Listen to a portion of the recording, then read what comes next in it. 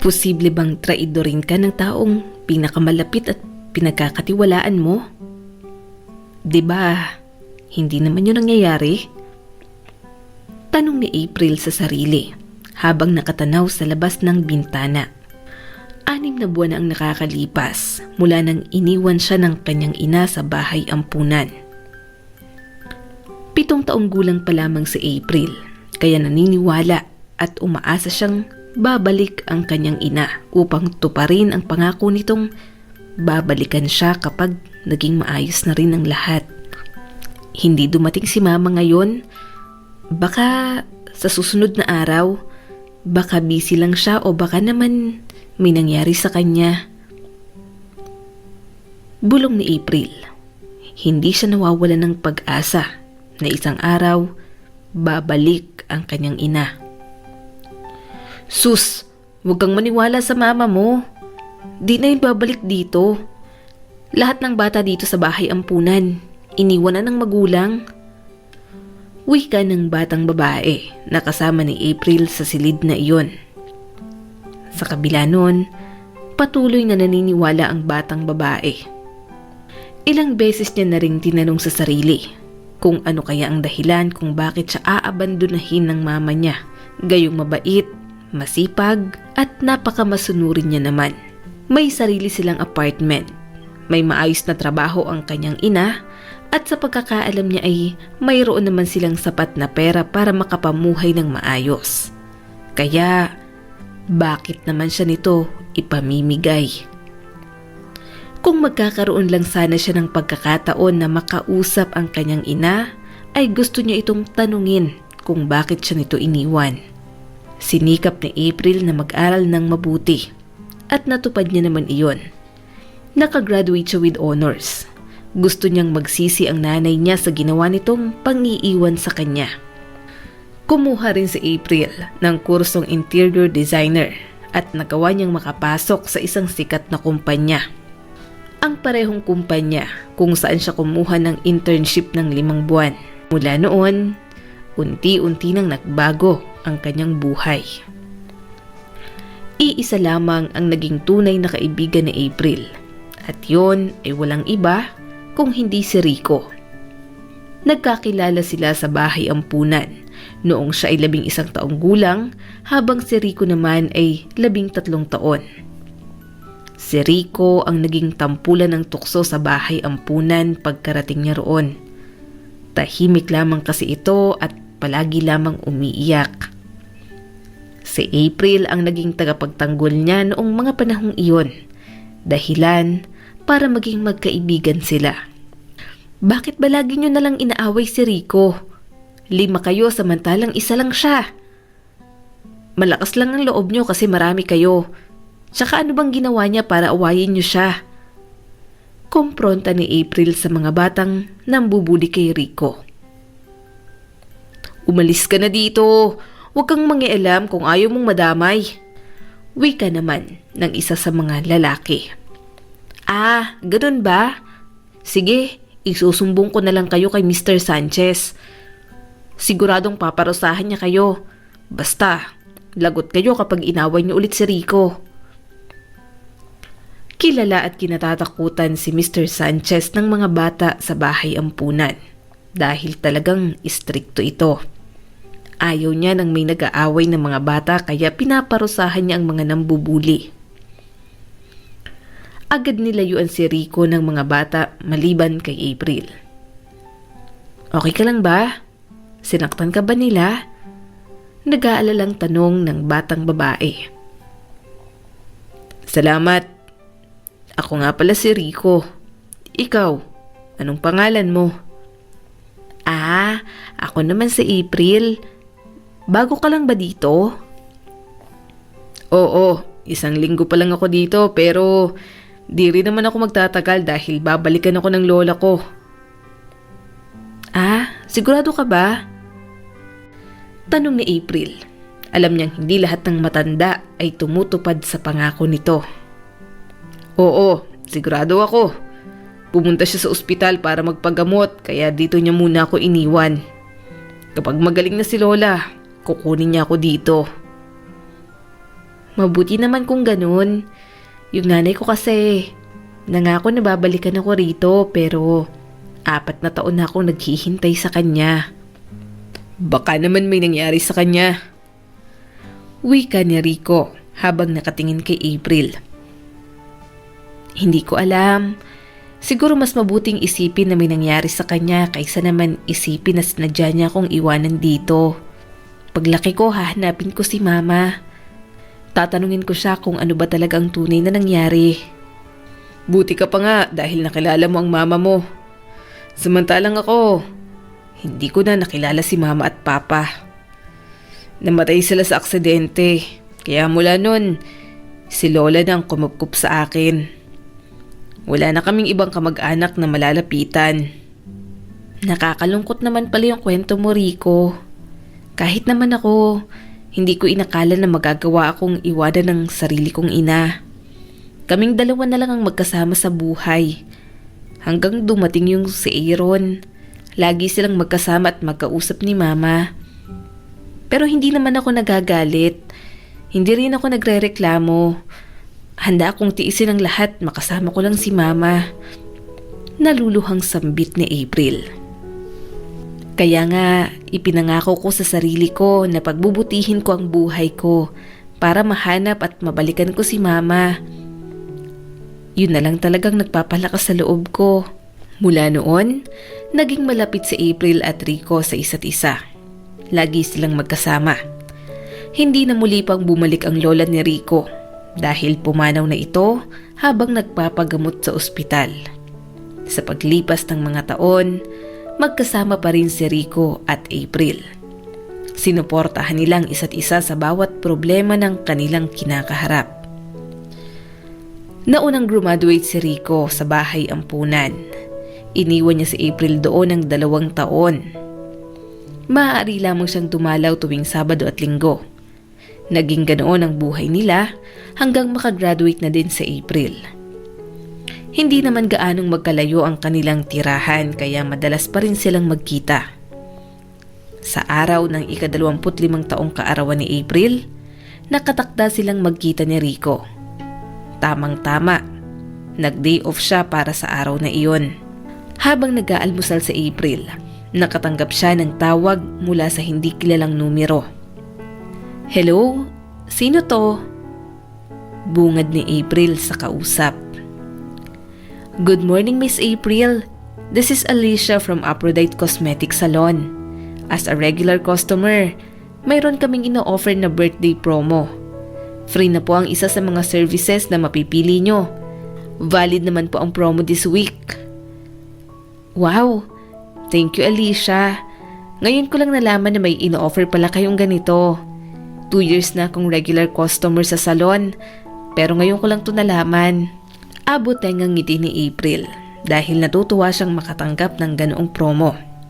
Sige, pupunta ako ngayong araw, mga 2 PM siguro. Magpapa-makeup sana ako tsaka manicure at pedicure na din. Wika ni April na sinang-ayunan naman ng kausap. Balak niya sanang maligo na pagkatapos kumain pero tumunog ang doorbell. Wala naman siyang inaasahang bisita kaya laking gulat niya pagbukas ng pinto. May dala ang delivery man na malaking bouquet ng red roses. Sa gitna ng bulaklak ay may isang munting papel kung saan nakasulat ang mga salitang Happy birthday, April. See you later. Love, Rico. Abot tenga ang ngiti ni April ng mga sandaling iyon. Pagkatapos maligo, pumili siya ng damit na isusuot. Pero napagtanto niya na 2 lang pala ang maganda niyang dress tapos paulit-ulit niya na rin naisuot iyon sa tuwing magde-date sila ni Rico. Total, birthday niya naman, kaya napagpasyahan niyang bumili ng bagong damit. Pagkatapos bumili ng isusuot ay saka siya dumiretso sa salon upang magpa-makeup. Kilalang kilala ni April si Rico at nararamdaman niyang sa araw na iyon, malaki ang tsansa na magpo-propose ito sa kanya. Kaya naman, gusto niyang maging maganda. Pagdating niya sa tapat ng restaurant ay nakaramdam siya ng kaba. Parang madilim sa loob at walang katao-tao. Kakatok na sana siya nang biglang bumukas ang mga ilaw ng sabay-sabay. Bago pa man makapag-react sa April ay lumabas na si Rico. Dala ang malaking bouquet ng white roses. Kasabay noon ang tilian ng mga kaopisina at mga kaibigan nila ni Rico. Halatang kakontsaba nito ang lahat para sa gabing iyon. Happy birthday, April! Ang hiling ko, sana maging masaya ka. Hindi lang ngayon kundi araw-araw. Sana matupad mo ang pangarap mo sa buhay. Ngayong gabing ito, tutuparin ko ang isa sa mga pangarap mo. Nakangiting wika ni Rico bago pinapasok sa loob ng restaurant si April, kung saan naroon ang napakaraming lobo na may nakasulat na pangalan niya. Natatandaan ko nung mga bata pa tayo. Pangarap mong magkaroon ng maraming lobo sa iyong kaarawan. Pasensya ka na kung ngayon lang yun natupad. Ngayon lang ako nagkaroon ng maayos at magandang trabaho kaya napag-ipunan ko. Tuloy-tuloy ang pagtulo ng mga luha ni April habang pinagmamasdan ang buong paligid. Para sa akin bang lahat ng to? Oo naman. Ikaw ang babaeng pinakamamahal ko at handa akong gawin ang lahat ng ikaliligaya mo. Salamat, Rico. Lumuluhang sambit ni April bago mahigpit na niyakap ang nobyo. April, dekorasyon lang ang lahat ng nakikita mo. Wala pa dyan ang tunay na regalo ko. Ilang sandali pa ay lumapit ang waiter para iserve ang baso na naglalaman ng champagne at pati na rin ang mga pagkain. Hindi pa man naiinom ni April ang laman ng baso, ay iniabot na ni Rico ang isang munting kahon. April, ikaw ang babaeng pinakamalapit sa puso ko. Ikaw ang babaeng naging inspirasyon ko at pag-asa ko sa napakaraming pagkakataon. Mahal na mahal kita. Will you marry me? Rico, talaga bang pakakasalan mo ko? Kung ganon, buong puso kong tinatanggap at ikinagagala kong maging asawa mo. Habang isinusuot ni Rico ang singsing ay panay rin ang palakpakan ng kanilang mga kaibigan at mga taong nasa loob ng restaurant na iyon. Masaya si April dahil hindi niya lubos akalain na darating palang araw na iyon. Dati, akala niya ay kapatid lamang ang turing sa kanya ni Rico. Noong magdalaga siya ay doon niya unti-unting napagtanto na higit pa pala sa kaibigan ang pagmamahal niya para dito. Subalit, hindi niya naman magawang sabihin dahil natatakot siyang lumayo si Rico sa kanya o kaya naman masira ang kanilang pagkakaibigan. Ganoon din naman si Rico, kaya nga kahit papaano ay nanghihinayang siya sa mga panahong nasayang. Sana matagal na silang magkasama. Pero dahil sa takot na baka kapatid lamang ang turing ni April sa kanya, kaya matagal siyang naghintay bago nanligaw. At ngayon nga, plano na nilang magpakasal. Ang napili nilang date ay September 20, ang parehong araw mula nang magkakilala sila sa bahay ampunan. Naging simple lamang ang selebrasyon kung saan imbitado ang kanilang mga kaibigan at ilang kapitbahay. Maging ang admin sa bahay ampunan na si Mr. Sanchez ay dumalo din. Pagkatapos ng kasal, tumira sila sa bahay ni Rico. Masaya at punong-puno ng pagmamahal ang kanilang pagsasama. Bilang bagong mag-asawa, gamit ang naipong pera ay napagpasyahan nilang magtayo ng negosyo. Engineer si Rico, habang interior designer naman si April. Hindi muna sila nag-resign sa kani-kanilang trabaho dahil wala pa naman silang kliyente. Maliit na renovation project lang ang madalas nilang nakukuha, hanggang sa mairekomenda nga sila sa mga mayayamang kliyente na gusto rin daw magpa-renovate ng bahay bakasyunan.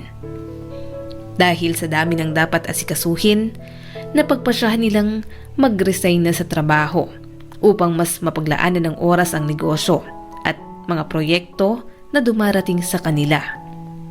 Humahanap na rin sila ng mga makakatuwang na supplier at construction team na magsusupply ng mga tao. Si Rico ang nag-manage pagdating sa mga taong gagawa ng proyekto, habang si April naman ay sa pagbabudget at pakikipag-usap sa mga kliyente. Hindi nagtagal, nakapagpatayo sila ng isang construction company kung saan marami silang partners na engineer, architects at designers. Kasabay noon ang pagkakaroon nila ng mga regular na kliyente.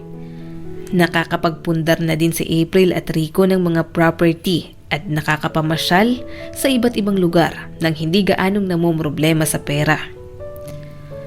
Ngunit sa kabila ng mga blessing na natatanggap ay hindi ganap ang kasiyahan ng mag-asawa, lalo na't hindi pa rin mabuntis-buntis si April.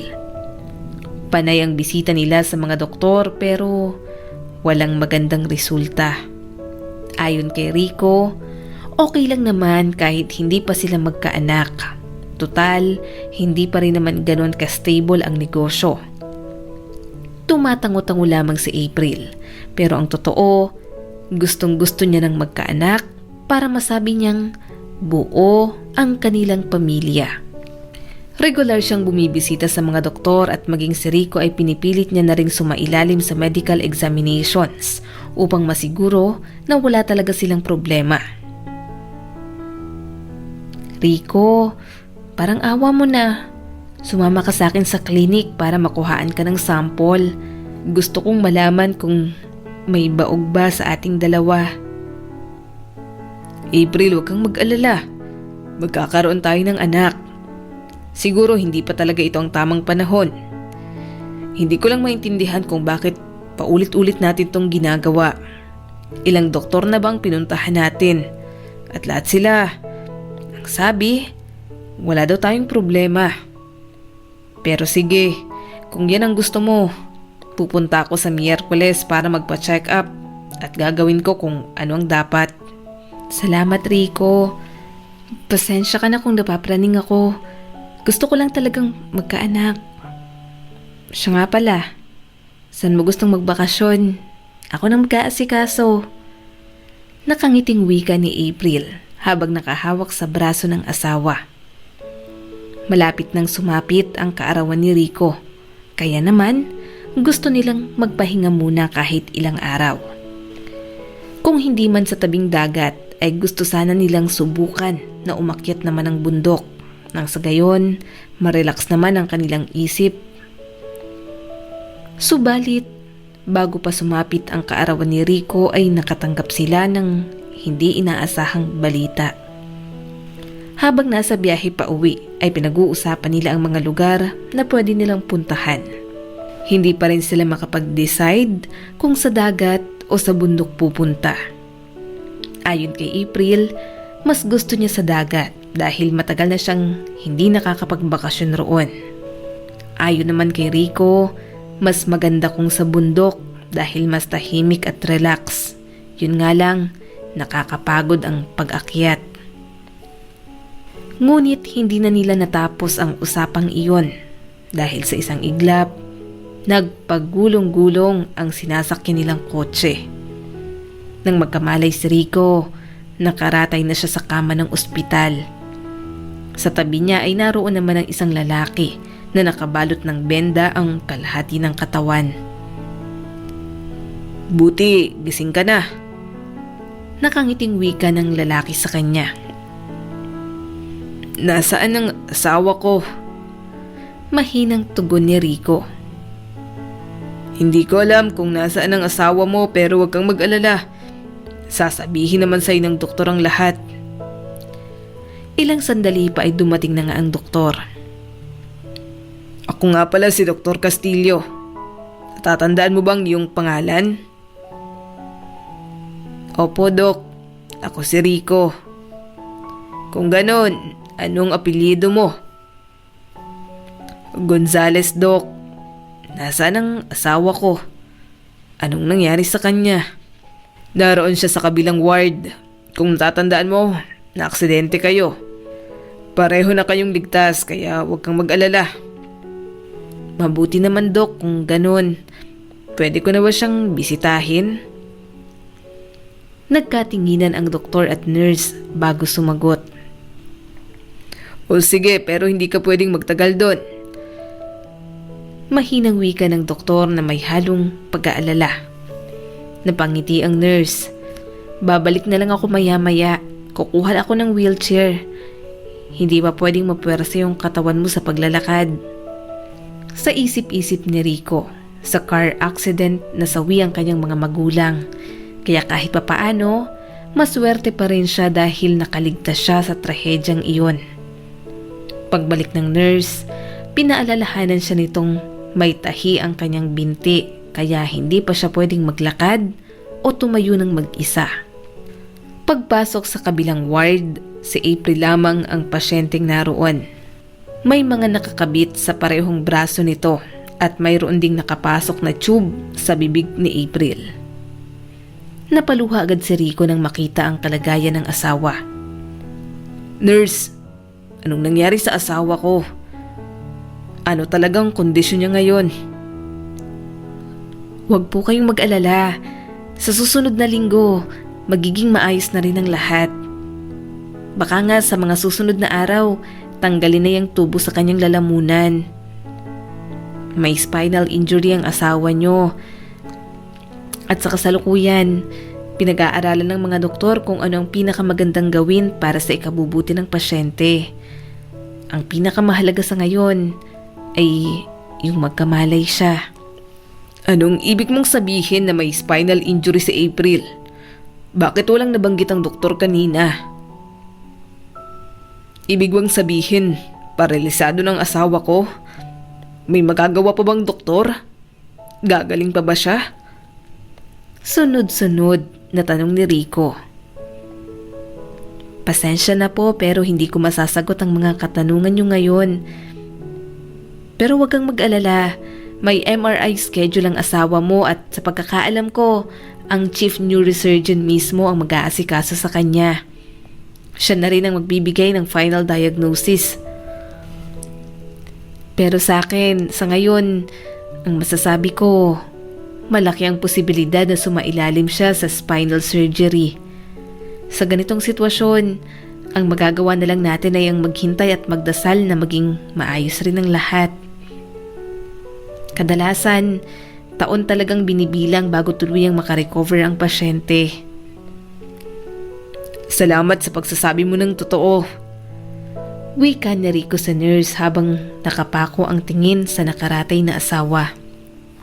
Ang mahalaga naman ngayon, buhay si April. Siguradong malalampasan namin ang pagsubok na ito. Tama ka. Iwan mo na kita dito sandali. Pagbalik ko, babalik na tayo dun sa ward mo. Kailangan mong kumain at uminom ng gamot. Muling paalala ng nurse. Pagkalabas ng nurse ay inilapat nito ang pinto ng silid. Dang sa gayon, makausap ni Rico ang kanyang asawa. Kahit pa wala itong malay. Marahang hinawakan ni Rico ang kamay ni April. Mahal na mahal kita, April. Sana gumising ka na.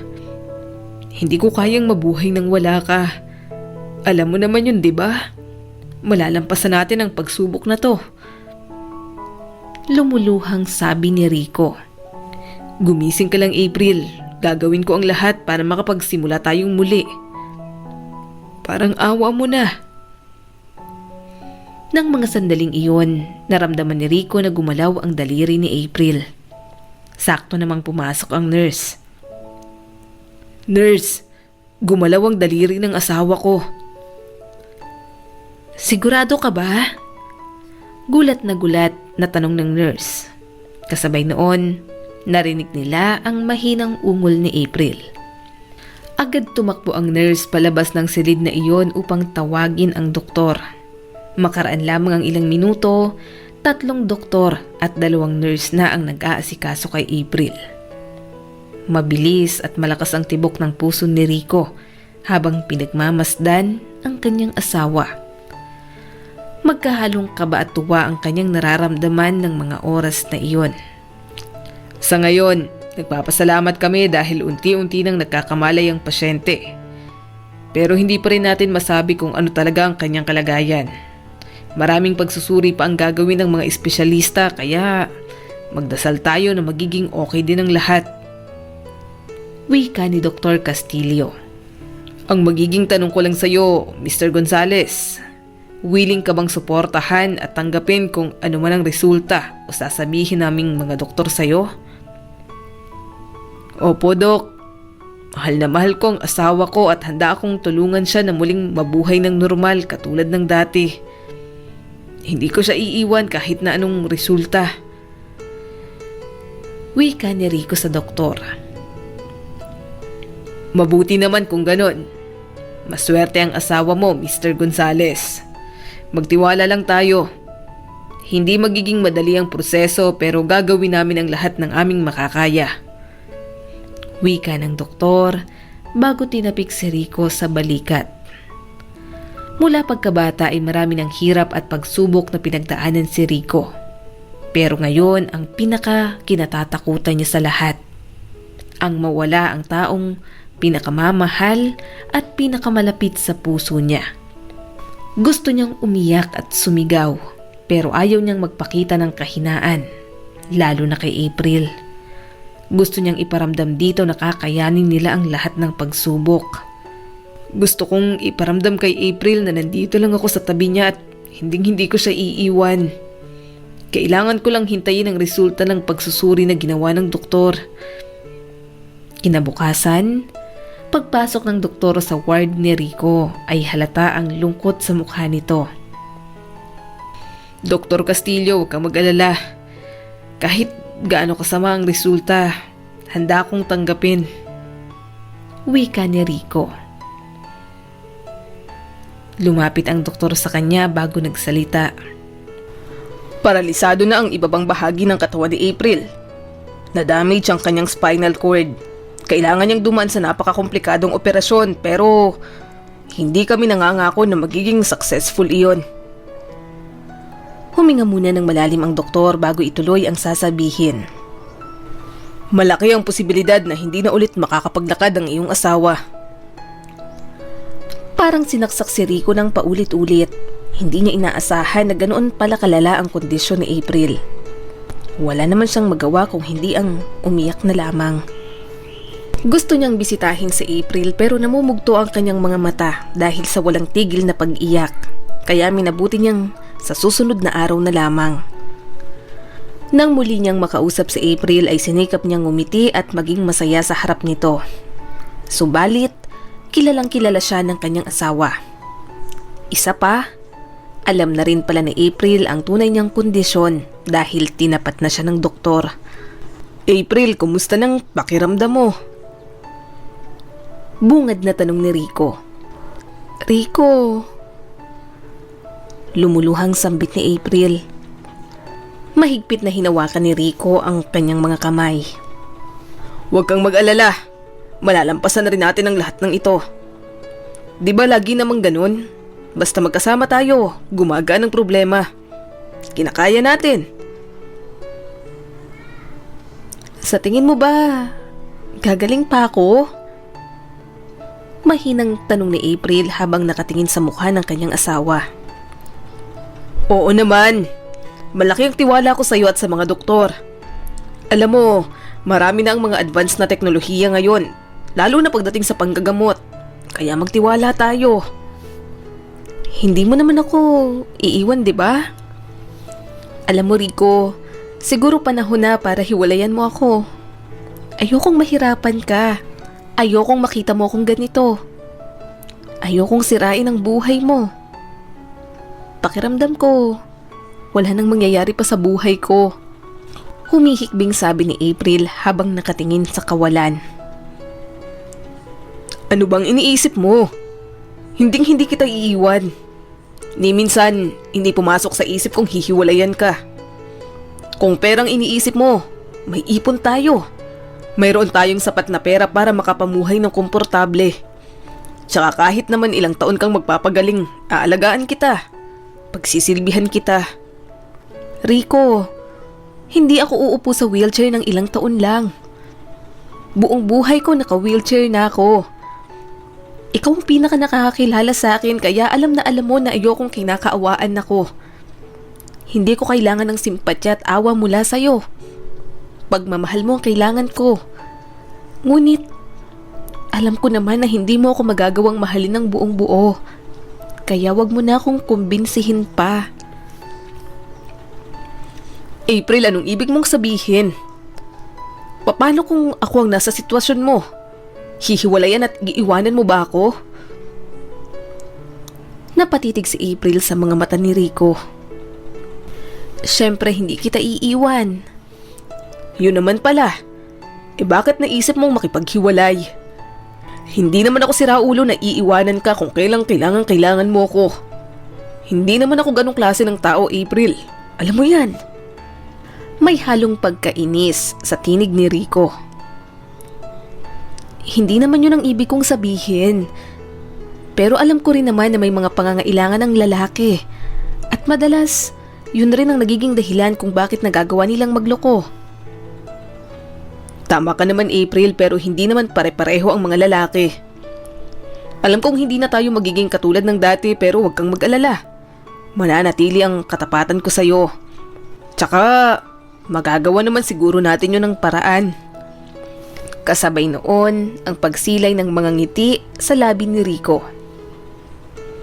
Tsaka pwede naman tayong mag-ampon kung gusto talaga nating magkaanak, hindi ba? Talaga bang hindi mo ko iiwan kahit ganito na ako habang buhay? Lumuluhang tanong ni April. Oo naman. Ewan ko ba kung anong pumasok sa isip mo para makipaghiwalay ka ng ganun na lang. Tandaan mo, kakayanin natin ang lahat basta magkasama tayo. Tulad ng sinabi ng doktor, sumailalim si April sa komplikadong operasyon. Naging maganda naman ang resulta, kaya muli siyang inihanda sa mga susunod pang operasyon. Depende sa magiging recovery ng kanyang katawan. Mabilis na lumipas ang 2 taon, sumailalim sa 6 na operasyon sa April. Kahit papaano, nagkaroon na ng pakiramdam ang kanyang mga binti. Hindi pa rin siya nakakapaglakad, pero positibo silang mag-asawa na hindi magtatagal ay babalik na rin sa normal ang mga binti ni April. Ayon sa mga doktor, naging matagumpay naman ang operasyon pero maging sila hindi maipaliwanag o makapagbigay ng siguradong sagot kung muli pa bang makakapaglakad ang pasyente. Dok, ayoko na pong sumailalim pa sa mga operasyon. Pagod na po ako. Tsaka sa nakalipas na 2 taon, parang dito na ako nakatira sa ospital. Gusto ko na po sanang umuwi. Sumang-ayon naman ang doktor. Isa pa, nanumbalik na rin naman ang lakas ng pangangatawan ni April, maliban sa mga binti nito. Nung araw ding iyon, sinundo ni Rico ang kanyang asawa. Ang hindi alam ni April, bumili ng bagong bahay si Rico habang siya ay nasa ospital. Kaya naman, habang nasa biyahe ay napatanong si April kung saan sila pupunta. Rico, bakit sa kabilang direksyon ang tinatahak natin? April, pwede bang maghintay ka na lang? Abot tengang ngiti ni Rico. Alam mo namang wala akong tiyaga sa paghihintay. Pabirong sambit naman ni April. Sa nakalipas na 2 taon, kahit papaano ay natanggap niya na rin ang kanyang kondisyon. Namangha si April nang huminto sila sa tapat ng malaking bahay na otomatikong bumubukas ang gate. Malawak ang bakuran at mayroon pang swimming pool. Wow, ang ganda naman dito, Rico. Inalalayan siya ni Rico na makababa ng sasakyan. Inilibot niya si April habang itinutulak ang wheelchair nito. Ang laki naman ng sala. Komento niya pa. Oo, malaki talaga para makapaglibot-libot ka rin. Itong unang pinto ang ating opisina. Tapos yung katabi naman ang ating magiging kwarto. Naisip ko na baka gusto mo na rin magtrabaho para hindi ka mainip dito sa bahay. Alam ko namang kahit na hinto ka ng ilang taon ay hindi nawala ang talento mo sa pagdedesenyo. Tama ka, excited na akong magtrabaho ulit para naman mabawi ko yung mga nagastos natin sa pagpapagamot. Siya nga pala, April, huwag ka sanang magagalit. Hindi ko na naipaalam sa'yo pero Kukuha ako ng kasambahay na aalalay at mag-aalaga sa'yo kapag wala ako dito. Tumawag na ako sa agency. Sige, wala namang problema sa akin. Pero pwede bang ako ang pumili? Total, ako rin naman ang makakasama niya araw-araw. Sige, okay lang. Pero may napili na akong kasambahay. Kung po pwede, kausapin mo muna. Kung magkasundo kayo, edi mabuti. Pero kung hindi naman, sabihan mo ako para makapili tayo. Ilang taon na siya? Naiintrigang tanong ni April. 52 na. Bakit? Nagsiselos ka ba? Natatawang sabi ni Rico. Buti na yung safe, kaysa naman magsisi ako sa huli, 'di ba? Pabirong sabi naman ni April. Walang kaalam-alam si April na ang pinili ni Rico ay hindi naman talaga kasambahay, kung hindi caregiver na may karanasan pagdating sa pag-aalaga ng mga matatanda at may kapansanan. Kinausap niya rin ito na huwag sasabihin kay April ang tungkol doon. Nang mga sumunod na linggo, naging maayos naman ang lahat. Ang kasambahay/caregiver ni April ay mabait at maayos kausap. Nagustuhan ni April si Elena. Nakikita niyang masipag ito at mabait. Malumanay ring magsalita at mukhang hindi gagawa ng masama. Minsan, ilang oras din silang nagkukwentuhan. Masarap din itong magluto at pulido kung maglinis. Naikwento ni April ang lahat kay Elena mula nang dinala siya sa bahay ampunan. Gusto mo pa bang hanapin ang nanay mo at tanungin siya kung bakit niya ginawa yon? Tanong ni Elena. Noon gustong gusto ko pero nagbago ng isip ko. At kung sakali man na magtagpo ang landas namin, gusto kong sabihin sa kanya na isa siyang traidor at walang kwentang ina. Sana naging responsable siya. Sana naging mabuti siyang ina sa akin. Bakit niya pa ako ipinanganak kung ipapamigay niya lang din naman pala ako, 'di ba? Naiintindihan ko ang ibig mong sabihin.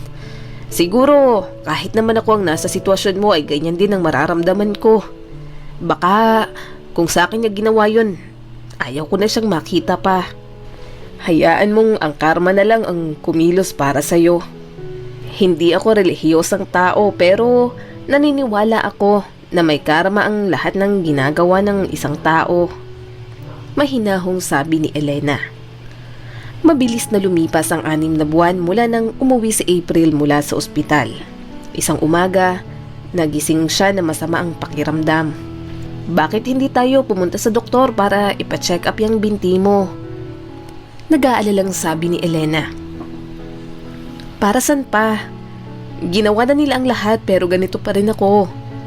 Tsaka kung dadalhin ako sa ospital, siguradong i-confine na naman nila ako at baka operahan ako ulit. Ayoko na. Pagod na ako. Wika naman ni April habang sapo ang mga binti. Makaraan ng 1 linggo, nawala na ng ganang kumain si April at madalas nagkukulong na lamang siya sa kwarto. Sinabihan niya rin si Rico na mas mabuting sa magkaibang kwarto na muna sila matulog. Sinubukan siyang kumbinsihin ni Rico na magpatingin sa doktor, subalit ayaw pumayag ni April. Ganoon na rin si Elena. Sinikap nitong iluto ang mga paboritong pagkain ni April pero walang epekto. Isang umaga, pagbalik ni Elena galing sa palengke ay nag-aabang sa gate ang isang matandang lalaki. Anong kailangan nyo? Itatanong ko lang sana kung dito ka ba nakatira. Bakit? Sinong hinahanap mo? Hinahanap ko si April Villanueva. Dito ba siya nakatira? Oo, dito nga siya nakatira. Sa pagkakaalam ko, Villanueva ang apelyido niya sa pagkadalaga. Anong kailangan mo sa kanya? Mukha namang matino at disente ang matandang lalaki, kaya napagpasyahan ni Elena na pakinggan kung ano ang sasabihin nito. Gusto niya sana itong papasukin sa loob, kaya lamang kabilin-bilinan ni Rico na huwag magpapapasok ng kung sino-sino. Pwede ko bang malaman kung sino kayo at bakit gusto niyong makausap ang amo ko? Ako si Edgar. Ako ang tatay ni April. Nabitiwan ni Elena ang mga pinamili. Ikaw ang tatay ni April? Pero bakit ngayon ka lang nagpakita? Nasaan ka ng mga panahong dinala siya sa bahay ampunan? Tsaka sa tagal ng panahon, bakit ngayon ka lang nagpakita? Taas kilay na tanong ni Elena. Sandali lang naman. 2 buwan pa lang mula nang nalaman ko ang tungkol sa kanya. Medyo mahaba-haba ang kwento ko kaya kung pwede, maupo sana tayo. Kahit dyan lang sa loob ng bakuran. O sige, pero wag kang maingay at baka marinig ka ni April. Wika ni Elena bago dali-daling binuksan ang gate. Dinala niya muna sa kusina ang pinamili at kumuha na rin ng biskwit at malamig na tubig para sa bisita. Makinig ka sana sa sasabihin ko. Kapag narinig mo ng buong kwento, doon mo ko husgahan. Wika ni Edgar. O sige, makikinig ako. Mahinang sabi naman ni Elena. Naging kasintahan ko ang nanay ni April. Minahal ko siya pero sa huli, hindi ako ang pinili niyang makasama. Sa kasamang palad, wala pa akong pera nun. Gusto niya ng marangyang buhay pero hindi ko yun kayang ibigay. Nang maghiwalay kami, naisip kong mang-ibang bansa sa pag-asang makakapagsimulang muli ng bagong buhay. Doon ako unti-unting nakaipon ng pera. Pero sa halip na bumalik sa dati kong tahanan sa probinsya, mas pinili kong bumili ng bahay sa syudad. Nagsikap ako at nag-aral bilang physical therapist. Marami na akong hinandal ng mga pasyente lalo na sa Amerika. Hanggang nakatanggap nga ako ng tawag mula sa kapatid ko. Doon pa rin siya nakatira sa probinsya namin. Ang sabi niya, hinahanap raw ako ni Helen Villanueva, ang nanay ni April. Maging ako nagulat dahil matagal na kaming walang komunikasyon. Nakiusap siya sa akin na hanapin ko ang anak namin, kaya napilitan akong bumalik rito. Ayaw niya ring ipaalam kung nasaan siya. Ang sabi niya lang, mayroon daw siyang cancer. Stage 4 na at may taning na ang buhay niya. Galit na galit ako sa kanya nang nalaman kong ipinaampun niya si April. Tinanong ko siya kung bakit hindi niya ako hinanap o kinontak noon. Bakit hindi niya sinabi sa akin ang tungkol sa anak namin? Sana ako na lang ang nag-alaga sa kanya. Kung hindi niya pala kaya. Anong sabi niya? Tanong ni Elena na taimtim na nakikinig sa bawat salitang lumalabas sa bibig ni Edgar. Ang sabi niya sa akin, naging makasarili daw siya noon dahil sa pangarap niyang gumanda ang buhay. Pero nang malaman niyang mayroon siyang cancer at ilang buwan na lamang ang itatagal niya sa mundo, doon niya napagtanto ang napakalaking kasalanan na kanyang nagawa. Pinagsisisihan niya ang lahat. Sinabi niya sa akin kung saang ampunan niya iniwan sa April. Sa totoo lang, hindi ko alam kung magagawa niya kaming patawarin pero naglakas loob pa rin akong pumunta dito. Gusto kong makita at makausap si April. Wala akong kaalam-alam na may anak pala ako. Sa tingin mo, papayag kaya siyang makita at magkausap kaming dalawa? Hindi ko alam. Sa ngayon, hindi siya gaanong lumalabas ng kwarto. Pero wag kang mag-alala. Susubukan ko siyang kausapin. Gagawa ako ng paraan. Wika ni Elena. Naikwento niya rin kay Edgar kung ano ang sitwasyon nito nang dahil sa nangyaring aksidente. April, pwede ba kitang makausap sandali? Pasensya ka na. Tumawag ako ng doktor. Pero wag kang mag-alala. Magaling siyang doktor. Gusto ka raw niyang makita para malaman ang kondisyon mo. Alam kong hindi ako dapat manghimasok o makialam sa kondisyon mo pero hindi kita matiis. Wika ni Elena habang dala ang pagkain at gamot ni April. O sige, papasukin mo na lang siya dito. Dali-daling pinuntahan ni Elena si Edgar. Binalaan niya rin ito na huwag magpapakilala ng tunay nitong pagkatao. Kunyari, magkamag-anak tayo. Ito ang naisip kong paraan para magkita at magkausap kayo kahit papaano. Napabuntong hininga si Edgar.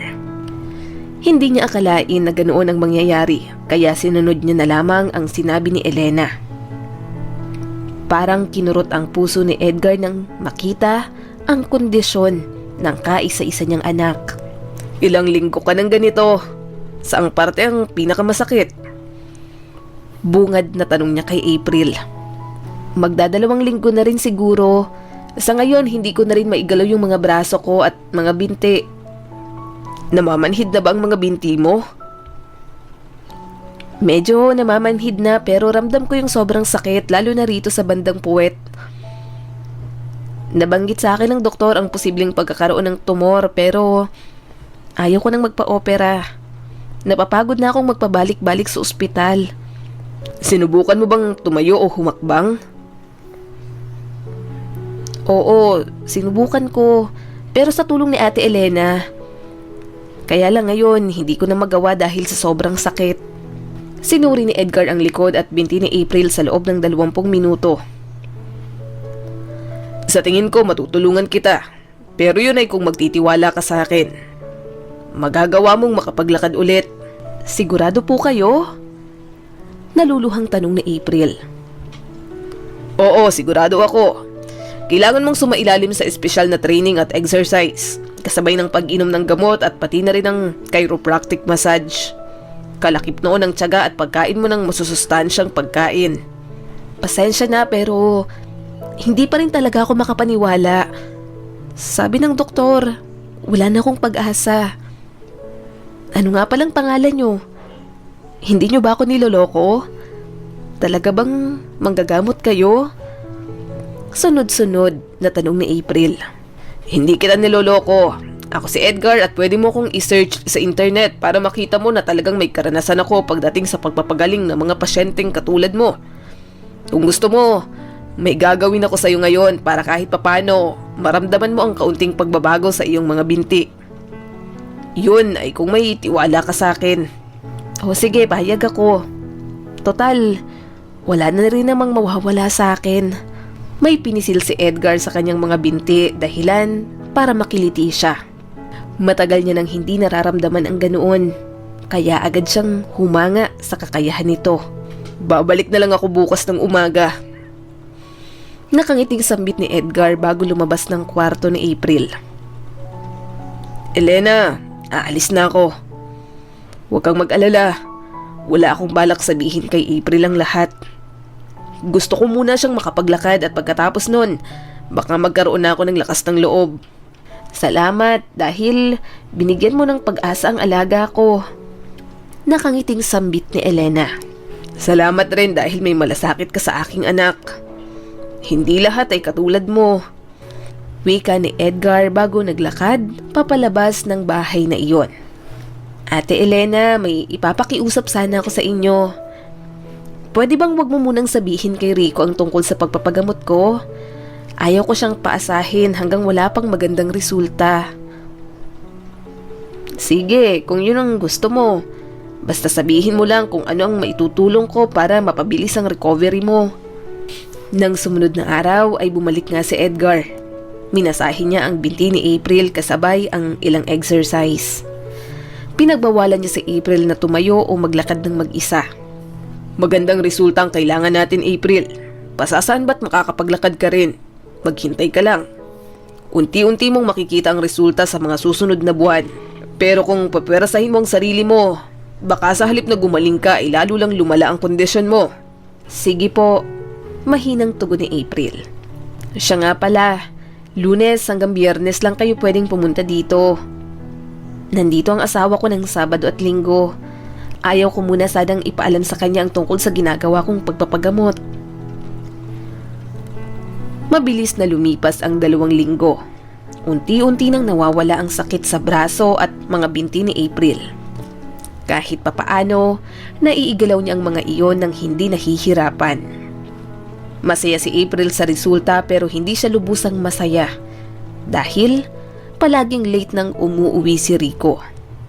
Minsan, mag-aalas 12 na ng gabi kung dumating ito ng bahay. May mga pagkakataon rin na umaalis ito ng Sabado dahil may tinatapos raw sa opisina. Minsan, hindi maiwasang umiyak na April. Iniisip niya na hindi kayang panindigan ni Rico ang pangako nito na hindi siya iiwanan. Na siya lamang ang babaeng mamahalin nito habang sila ay nabubuhay. Isang umaga, pagdating ni Edgar, napansin niyang wala sa mood si April. Anong problema? May masakit ba sa'yo? Yung puso ko masakit. Saang banda? May sakit ka ba sa puso? Madalas mo ba yung nararamdaman? Wala akong sakit sa puso. Ang totoo niyan, nasasaktan ako dahil parang nambababae si Rico. Paano mo naman nasabi yon? Hindi siya umuwi kagabi. Ngayon lang to nangyari sa ilang taon naming pagsasama. Baka naman pagod lang ang asawa mo sa dami ng trabaho. Bakit hindi mo siya kausapin? May asawa po ba kayo? Naiintrigang tanong ni April. Wala akong asawa pero mayroon akong anak. Ilang buwan ko palang nalaman ang tungkol sa kanya. Mahinahong wika ni Edgar. Gusto niyang sabihin ng totoo pero ayaw niyang makaapekto iyon sa kondisyon ni April. Papanong hindi niyo po alam ang tungkol sa kanya? Buntis na pala yung nanay niya nung magkahiwalay kami. Nang ibang bansa ako at makalipas ang maraming taon, doon ko lang nalaman ang tungkol sa kanya. Nahanap niyo na po ba yung anak niyo?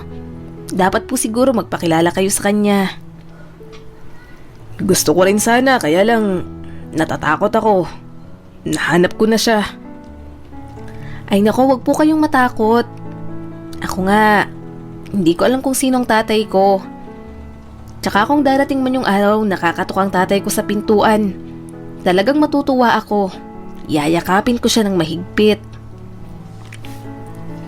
Napabuntong hininga si Edgar. Sandali lang. Wika nito bago tumayo at naglakad papunta sa pinto. Isinara niya iyon bago marahang kumatok mula sa labas. April, ako to. Ang tatay mo. Nagkatinginan silang mag-ama. Hindi makapaniwala si April sa sinabi nito kaya tuloy-tuloy na tumulo ang mga luha sa kanyang pisngi. Ikaw ba talagang tatay ko? Hindi ka ba nagbibiro? Lumuhod si Edgar bago mahigpit na niyakap ang kanyang anak. Ikinuwento niya rin dito ang lahat ng nangyari. Alam niyo po, matagal kong hinintay na makilala kayo. Thank you, Papa. Thank you dahil hinanap niyo po ako. Nang mga sandaling iyon, lalong lumaki ang pag-asa ni April na muli siyang makakapaglakad. Nalungkot siya nang malaman ang sitwasyon ng kanyang ina. Kahit magalit siya rito ay wala na rin namang magbabago. Kaya minabuti niyang bigyan ito ng isa pang pagkakataon. Kung pwede lang sana ay hindi niya napauwiin pa ang kanyang ama. Pero kailangan.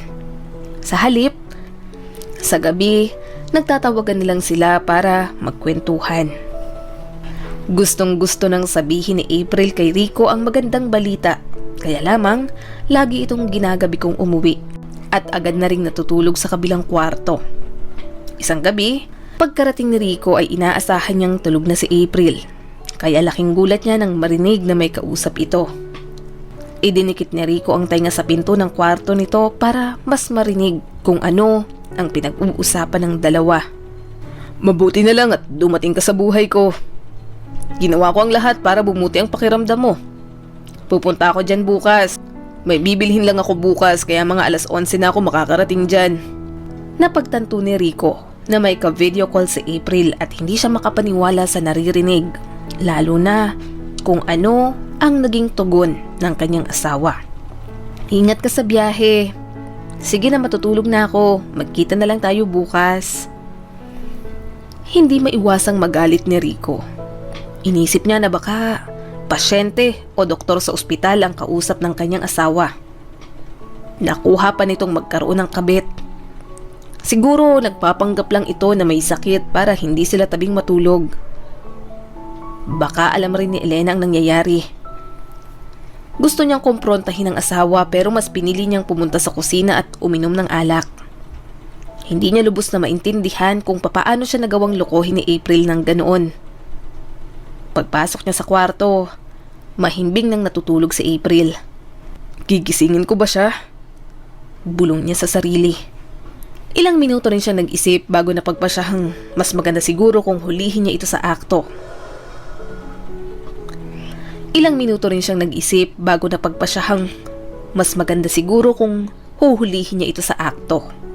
Tulad ng dati, umalis si Rico ng 7:30. Nagpaalam siya kay Elena at April na gagabihin daw siyang umuwi.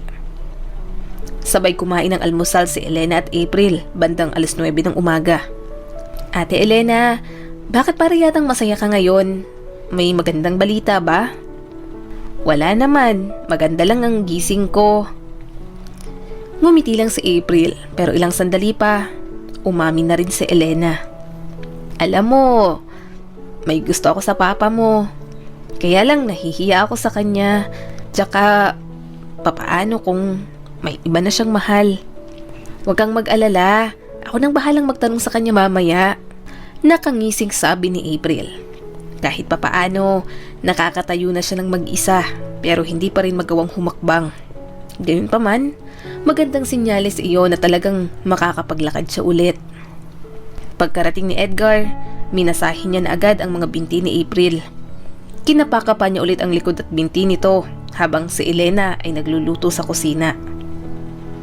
Hindi nila namalayan ang pagdating ni Rico. Elena, nasa kwarto ba si April? Tanong ni Rico, dahilan para mabitiwan ni Elena ang hawak na plato. Akala namin, late ka nang makakauwi. Nauutal na sabi nito. Hindi na ba ako pwedeng umuwi kung kailan ko gusto sa sarili kong pamamahay? Gusto mo bang ipagtimpla muna kita ng kape? Nasaan ang asawa ko? Nasa kwarto ba siya o nakikipag-date? Anong sinasabi mo, Rico? Nandito ang asawa mo pero... Hindi na narinig ni Rico ang paliwanag ni Elena. Dahil dali-dali niyang tinungo ang kwarto. Pagpasok niya sa loob, agad niyang hinila si Edgar at hinawakan sa leeg. Rico, anong ginagawa mo sa papa ko? Bitiwan mo siya. Sigaw ni April. Tatay mo? Saan siya nanggaling? Bakit wala kang sinasabi sa akin? Ano pang hindi ko alam? Rico, kumalma ka muna. Sasabihin ko sa iyo ang lahat. Abat nakakatayo ka na pala. April, ano bang hindi ko alam? Oo, nakakatayo na ako dahil sa ginawang panggagamot ni Papa. Natigilan si Rico at agad na binitiwan si Edgar. Okay lang ako anak. Hindi mo naman sinabi sa akin na may pagkaseloso palang asawa mo. Wika nito bago lumabas ng kwarto. Hinayaan niya munang mag-usap ang mag-asawa. Bakit hindi mo sinabi sa akin ang tungkol sa papa mo? Gusto sana kitang sorpresahin kapag nakakapaglakad na ako. Hindi ko naman alam na ganito ang mangyayari. Ayaw ko kasing umasa kang makakapaglakad ako ulit. Kaya gusto ko ng magandang resulta. Pasensya ka na sa inasal ko, April. Kagabi kasi pag uwi ko narinig kong may kausap ka. Tapos ang sweet nyo pa sa isa't isa. Nagselos ako at inisip kong hulihin ka sa akto. Sorry kung pinag-isipan kita ng hindi maganda. Mahal na mahal kita kaya ako nagawa yun. Pinangunahan ako ng selos. Humingi rin ng tawad si Rico kay Edgar dahil mas pinairal niya ang selos bago alamin ang buong katotohanan. Ipinagtapat niya rin kay April na kaya lagi siyang ginagabing umuwi ay dahil kumukontak siya ng mga doktor mula sa iba't ibang mga bansa. At madalas, gabi o madaling araw na ang meeting. Mayroon daw siyang mga nakakausap pero wala ni isa ang willing na pumunta sa Pilipinas para gamutin si April. Sila talaga dapat ang pumunta sa abroad para magpagamot. Mabuti na lang daw at dumating si Edgar sa buhay nila. Hindi niya na kailangan pang magpuyat. Sa wakas, mas makakapaglaan na siya ng oras sa kanyang asawa. Mabilis na lumipas ang 6 na buwan. Tuluyan nang nakapaglakad si April. Kasabay noon, nabalitaan nilang sumakabilang buhay na si Helen. Pumunta sila sa libing nito. Nagpasalamat si April sa kanyang ina dahil kahit ipinaampon siya nito, wala naman siyang naaalala na masamang ginawa ng kanyang ina. Hindi siya sinisigawan o pinagbuhatan ng kamay nito kahit minsan. Nagpapasalamat siya dahil isinilang siya ni Helen sa mundong ito. Nagpakasal na rin si Edgar at Elena. Nahulog pala ang loob nila sa isa't isa dahil palagi silang magkausap noong mga panahong nagpapagaling si April. April, sa tingin mo, pwede na ba talaga tayong magbakasyon? Oo naman Rico, galing na ako sa doktor kahit sila nagulat nang makita kong nakakapaglakad ng maayos. Oo naman Rico, galing na ako sa doktor kahit sila nagulat nang makitang nakakapaglakad ako ng maayos. Maganda rin ang resulta ng mga medical examinations ko pero syempre, nag-aalala pa rin silang huwag kong puwersahin ang aking sarili. Pasasaan ba tuluyan na rin akong makakabalik sa dati? Tulad ng napagkasunduan ay nagbakasyon sila sa tabing dagat kasama si Elena at Edgar. Masaya si Rico at April dahil mayroon na silang matatawag na mama at papa. Mga taong handang umalalay at gumabay sa kanila sa lahat ng oras at pagkakataon. Makaraan ng 3 taon, isinilang ni April ang panganay na anak na lalaki. Sa dami ng hirap at pagsubok na kanilang pinagdaanan, sa wakas, dininig ng Diyos ang kanilang panalangin. Rico, salamat at hindi mo ko sinukuan. Salamat dahil hindi mo ko iniwan sa pinakamahirap na pagsubok ng buhay ko. Ngayon, kompleto na tayo. Siguro kaya natin pinagdaanan ng lahat ng hirap ay para ma-appreciate natin ang mga blessing na ibinibigay ng Diyos, lalo na sa mga susunod na panahon. Tama ka, April. Maraming pagsubok sa buhay natin pero kung lagi tayong magkasama, kung nandyan ang mga taong tunay na nagmamahal at nagmamalasakit sa atin, siguradong kakayanin natin ang lahat. Muli tayong makakabangon. Salamat dahil mayroon tayong mga magulang, si Mama Elena at Papa Edgar. At syempre, biniyayaan tayo ng malusog at cute na anak. Salamat sa iyo, April, dahil ikaw ang naging katuwang ko sa buhay na ito. Wika ni Rick. Maraming salamat sa patuloy na panonood sa aking munting channel. Kung nagustuhan mo ang videong ito ay huwag mong kalimutang mag-like and subscribe at pakipindot mo na rin ang notification bell para updated ka sa mga susunod nating video.